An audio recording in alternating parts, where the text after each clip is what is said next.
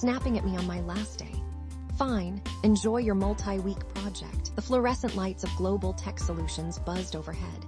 A fitting soundtrack to the slow-motion car crash my career there had become. Today was my last day, a fact I clung to like a life wrapped in a sea of corporate drudgery. For 3 years, I'd navigated the murky waters of legacy systems and soul-crushing meetings, all while dreaming of the greener pastures awaiting me at Stellar Tech. The new gig was a genuine step up, more money, more responsibility, and a team that seemed genuinely excited to be there. A stark contrast to the walking zombies I usually shared a break room with. But before I could escape, there was the small matter of the Phoenix Project. My baby, for lack of a better term. I'd architected the entire system migration, painstakingly mapping out every database table, every API endpoint, every potential point of failure. It was a massive undertaking, months of late nights, fueled by lukewarm coffee and sheer willpower. The kind of project that could make or break a career. Or, in my case, serve as a solid foundation for a new one. I'd meticulously documented everything, or so I thought. Checklists, diagrams, troubleshooting guides, enough paperwork to wallpaper a small apartment.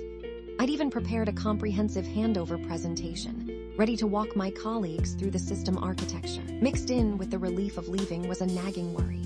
The future of this project was now in the hands of, well, Carolyn. Carolyn, my supervisor, was a master of passive-aggressive email chains and backhanded compliments. She possessed an uncanny ability to find fault in even the most flawless work. Her management style was a delicate balance of micromanagement and utter neglect, a truly unique and infuriating combination. The door to my cubicle swung open, and there she was, perfectly coiffed and radiating a vaguely menacing energy. "Liam, got a minute?" she asked, her voice dripping with false sweetness. "Sure, Carolyn," I replied, trying to keep the resignation out of my voice. 3 years of practice had made me fairly adept at masking my true feelings. She marched in, clutching a printout of one of my database schema diagrams. "I was just reviewing your documentation," she began, her tone already accusatory, "and I noticed a discrepancy here. It seems the customer address table isn't properly linked to the billing information table." "Explain this to me." I blinked. It was a minor oversight, easily corrected. A simple join statement that I'd probably overlooked in the final review. It wouldn't have any real impact on the migration. "It's a simple fix, Carolyn," I explained calmly. "Just need to add a join statement in the simple," she interrupted, her voice rising slightly. "Liam, this is a critical flaw. The entire billing system relies on this connection. How could you miss something so fundamental? This is exactly the kind of sloppy work I've come to expect." Sloppy. I'd spent months meticulously crafting this system, sacrificing weekends and evenings to ensure its success. And she was calling it sloppy. In front of Mark, no less, who was sitting at the desk next to me, trying desperately to pretend he wasn't listening. Something snapped. Years of pent-up frustration, of biding my tongue and enduring her condescending remarks, finally boiled over. This was it. The hill I was willing to die on. My last day. What was she going to do, fire me? A strange calm washed over me. "You know what, Carolyn?" I said, my voice surprisingly steady. "You're right. It's a complete disaster. I clearly have no idea what I'm doing. Maybe you should just take over the project yourself. I'm sure you'll do a much better job." Her eyes narrowed. She clearly wasn't expecting this. "Don't be ridiculous, Liam. I'm just pointing out areas that need improvement. I expect you to fix this immediately." "I'm sorry, Carolyn," I said, a fake sincerity dripping from my voice. "But I'm really not feeling well. I think I'm coming down with something. I wouldn't want to infect anyone. Maybe Mark can help you out." I gestured towards Mark, who looked like he wanted to disappear under his desk. Carolyn huffed, clearly frustrated. "Fine," she said, snatching the printout from my hand. "Mark, you work with Liam to resolve this. And Liam, try to at least pretend you care for the rest of the day." She spun on her heel and marched back to her office, leaving me and Mark in a stunned silence. Mark finally looked up, his face a mixture of sympathy and concern. "Dude, are you okay?" he asked. That was intense. "I'm fine, Mark," I said, a mischievous glint in my eye. "Better than fine. I'm finally free." And then the idea hit me. A deliciously petty, undeniably satisfying idea. Carolyn wanted to play hardball. Fine. Let the games begin. For the rest of the day, I worked on the handover documentation, but with a newfound sense of purpose. I started subtly altering things, omitting key details about the server configurations, using ambiguous language to describe the data flow. mislabeling entire sections of code. It wasn't outright sabotage, mind you, just enough to make things challenging. Like hiding Easter eggs in a software system, but instead of cute graphics, they were little pockets of frustration and confusion. During the formal handover presentation, I made sure to breeze through the crucial sections, glossing over the complex functionalities and focusing on the trivial aspects. I answered questions vaguely, deflecting attention whenever anyone got too close to the truth. Mark, bless his heart, tried to clarify some points. Liam, about the API authentication, are we using OAuth 2? Zero or a custom token-based system? He asked. Oh, it's a combination of both, I said, waving my hand dismissively. It's all in the documentation. Just follow the instructions. He looked unconvinced, but I pressed on, eager to finish the presentation and escape.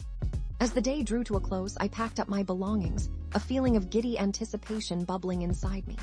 I shook hands with a few colleagues, offered a sincere farewell to Sarah from HR, and even managed a civil nod to Brian, a senior IT director.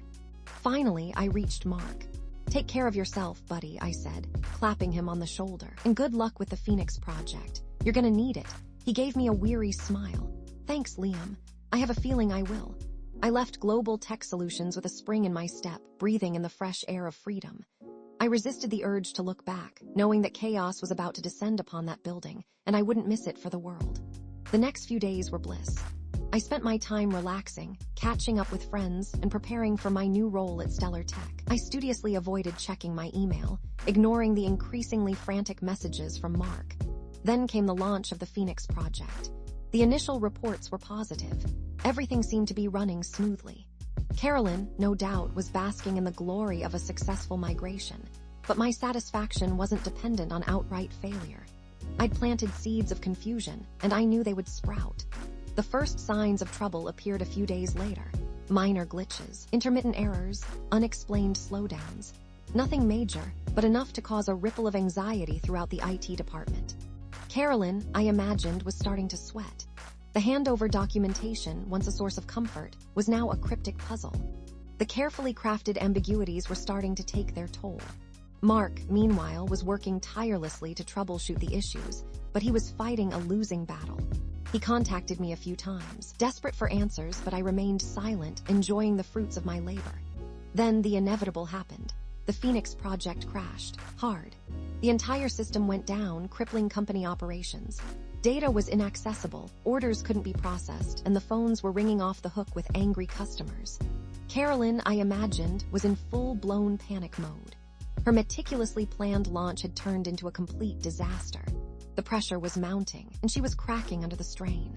I could almost hear the shouting from my new office, a pristine space with a view of the Chicago skyline. David, another colleague who always seemed neutral, and the other end users were now directly impacted, venting their frustration at the IT department. David was generally a cheerful guy, but he was now emailing expletive-laden messages to the entire team. Carolyn, of course, tried to shift the blame onto me. She claimed that I had deliberately sabotaged the project, that I was a disgruntled employee seeking revenge. But her accusations fell flat. I had a reputation for being diligent and reliable. No one would believe that I was capable of such a thing. Brian, the senior IT director, launched an internal investigation. He pored over the handover documentation, meticulously comparing it to the system architecture. And that's when he found the discrepancies, the missing join statements, the ambiguous code comments, the mislabeled server configurations. He called Mark into his office. "Mark, can you explain this?" he asked, pointing to a particularly egregious error. Mark, cornered and exhausted, finally cracked. He told Brian everything. How I had acted strangely on my last day, how I had rushed through the handover presentation, how I had dismissed his concerns as trivial. Brian listened intently, his face growing darker with each passing word. The investigation continued for weeks. Carolyn spent countless hours trying to fix the problems, relying heavily on Mark and outsourcing some tasks to expensive consultants. But the situation only seemed to worsen. And then, one evening, I received a message from Mark. It was cryptic, almost coded. "Hey man," it read, "just wanted to let you know that the Phoenix is still burning. Things are interesting. Hope you're enjoying the view from Stellar Tech. Maybe we can grab a beer sometime and you can tell me all about it." I smiled to myself. He knew exactly what I had done, and he wasn't entirely unsympathetic. I didn't respond to his message. I didn't need to. The message was clear. The chaos was real. The revenge was complete. I leaned back in my chair, watching the city lights twinkle below. I knew I might have gone too far. I knew my actions could have serious consequences, but I couldn't bring myself to regret it. Carolyn had pushed me too far. She had disrespected me, belittled me, and taken me for granted. And now she was paying the price. I closed my eyes, savoring the moment. The sweet, sweet taste of petty revenge. I had escaped global tech solutions, leaving behind a trail of carefully crafted chaos, and I wouldn't have it any other way. My first week at Stellar Tech was going great. No one shouted at me, at least not yet.